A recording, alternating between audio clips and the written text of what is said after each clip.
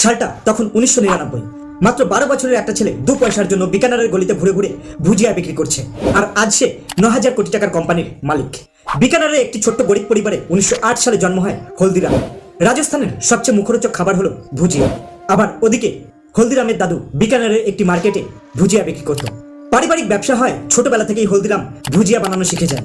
সেখান থেকেই প্রত্যেকদিন খেলার ছলে দাদুর সাথে মার্কেটে এসে সে 2 পয়সার জন্য ভুজিয়া বিক্রি করত। যখন হলদিরাম একটু বড় হলো তখন সে এই ভুজিয়া বানানোকেই নিজের পেশা হিসাবে নেয়, কারণ সে চাইতো একদিন ভুজিয়া কিং হতে।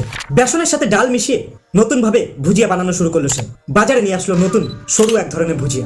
ভুজিয়ার নাম রাখা হলো রাজস্থানের এক ফেমাস রাজার নামে, ডঙ্গর সেব। দোকান মডেল ছেড়ে হলদিরাম এবার রেস্টুরেন্ট ওপেন হতে শুরু করলো। আর আজ ভারত ছাড়াও ইংল্যান্ড, আমেরিকা, সিঙ্গাপুর সহ 80টারও বেশি দেশে ইন্ডিয়ান মোস্ট পপুলার স্ন্যাক্স হিসাবে হলদিরামের ভুজিয়া বিক্রি হচ্ছে।